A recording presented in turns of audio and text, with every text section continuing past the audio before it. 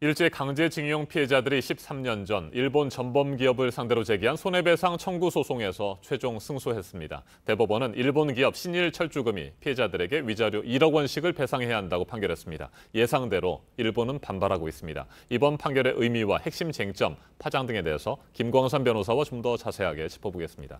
어서 오십시오. 네, 안녕하세요. 네, 어제 판결의 쟁점부터 정리를 해보죠. 1965년 한일 양국 간의 청구권 협정이 체결됐는데 이 협정으로 개인의 배상 청구권까지 완전히 소멸된 것은 아니다. 이게 핵심인 거죠? 그렇죠. 지금 1997년도부터 이제 오사카 지방재판소에 피해자들이 손해배상 청구를 했었거든요. 네. 그런데 이제까지 어떤 그 판결 패소의 원인 자체가 1965년 한일 청구권 협정의 내용에는 개인의 어떤 이런 배상 청구권은 다 포함이 된다. 그래서 최종적으로 해결이 됐기 때문에 한일 청구권 협정 내용에 이미 보상을 다 받았기 때문에 네. 이것은 개인 청구권 대상이 아니다. 그러면서 원고를 패소를 하는 게 이제까지 주 판결의 이유였거든요. 네. 그런데 어제 이제 대법원 판결 자체는 일단 한일 협정 청구권 내용 자체는 이것은 양국 간에 또 그 국민 간에 민사적 어떤 재정적에 관한 최종적인 그런 해결이지 이게 어떤 개인의 어떤 유자료, 특히 일본의 식민지 지배로 인해서 네. 강제 동원되고 그로 인해서 어떤 손해를 본 그런 것까지 포함된 건 아니다. 그래서 손해배상 청구권이 있다. 이걸 최초적으로 그 1965년 한일 청구권 협정과 관련된 효력 범위에 관해서 명확하게 판결했다고 볼 수 있습니다. 네, 한일 양국 간의 정치적 합의였고 개인의 배상 청구권은 살아있다. 이렇게 결론을 내린 겁니다. 자, 그런데 대법원이 신일철주금에게 1억 원씩 지급하도록 한 이 돈이 임금이나 보상금이 아니라 앞서 말씀하신 것처럼 위자료라는 것 아니겠습니까? 그렇죠. 그러니까 지금 청구권 협정 내용에 보면 재정적, 그러니까 네. 샌프란시스코 그런 협약에 의해서 그 안에 자체에 있는 것은 양국 간의 어떤 재정적, 민사적 채권 채무 관계라는 것이지. 네. 그리고 그 내용에 보면 말이죠. 그 이후에 2005년도에 이제 협정과 관련된 회의록이 공개됐거든요. 그럼 그 안에는 식민지 어떤 불법 행위로 인한 어떤 손해배상 그런 내용이 전혀 없어요. 그렇다고 한다면 민사적 채권 채무 관계인데 지금 어제 판결한 그 내용 자체는 어떤 식민지 지배의 어떤 불법 행위로 인해서 강제 동원됐고 그로 인해서 손해배상을 받아야 한다는 그런 취지거든요. 그렇기 때문에 이거 내용과 65년 협정 청구과는 별개다. 이제 그런 취지의 판결이라고 볼 수 있습니다. 그러니까 이 돈은 보상금이 아니라 손해배상 성격의 위자료라는 거죠. 그렇죠. 미지급된 보상금이랄지 임금이다 이게 아니고 네.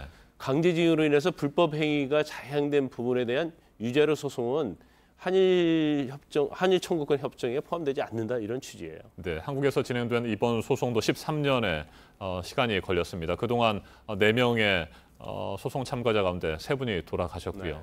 네. 이토록 지지분이란 여러 가지 상황들이 있겠습니다만 가장 중요한 부분, 박근혜 청와대 그리고 양승태 대법원의 사법농단이라고 보면 되겠죠. 일단 이제 과정을 좀 살펴볼 필요가 네. 있습니다. 1997년도에 오사카 지방재판소에 이 피해자 4분이 이제 소송을 제기해요. 그래서 미지급된 임금 그리고 유자료 이런 손해배상 청구를 제기하는데 결국 2003년도에 일본 최고재판소에서 다 기각을 합니다. 기각한 이유 자체는 아까 말씀드린 것처럼 65년도에 이미 한일 청구권 협정이 이미 다 포함되어 있다. 그래서 이건 청구할 권한이 없다는 취지였어요. 네.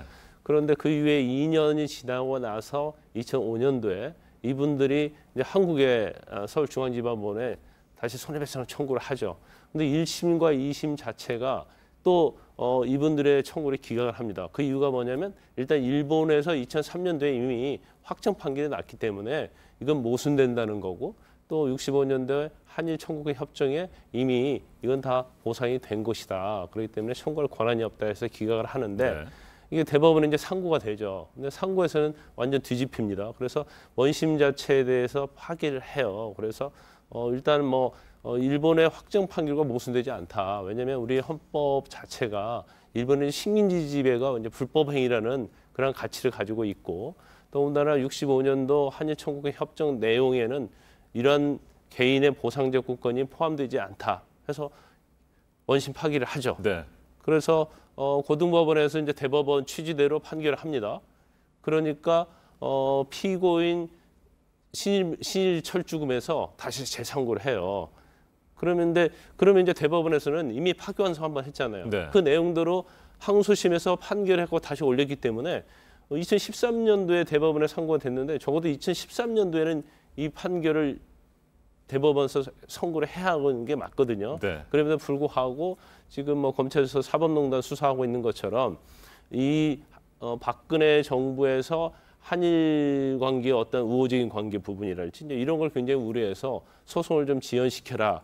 그리고 경우에 따라서는 뭐 전환반도체 회부로 해서 원심을 다시 파기하는 이런 그런 재판거래 의혹이 있다. 이 부분에 대해서 지금 수사를 하고 있는 거고, 네. 지금 임종원 전 차장 같은 경우에 이제 범죄 사실에도 그에 관련된 문건을 심의관들로 하여금 작성케 했다. 이 내용이 들어가 있고 그 내용이 직권 남용에 해당되고 그래서 지금 영장 범죄 사실에 들어가 있으면서 이제 구속이 된 거죠. 그래서 이런 내용들이 뭐 대법원 판결에도 상당히 영향을 미치지 않았나 싶습니다. 네. 2013년에라도 대법원이 최종 판결을 내렸더라면 하는 아쉬움이 여전히 남고요. 어제 법정에서도 나왔습니다만 지연된 정의는 정의가 아니다. 울림이 큰 말입니다. 자, 그런데 실제로 이 피해자들이 신일 철주금으로부터 1억 원의 위자료를 받는 것도 쉽지 않다면서요.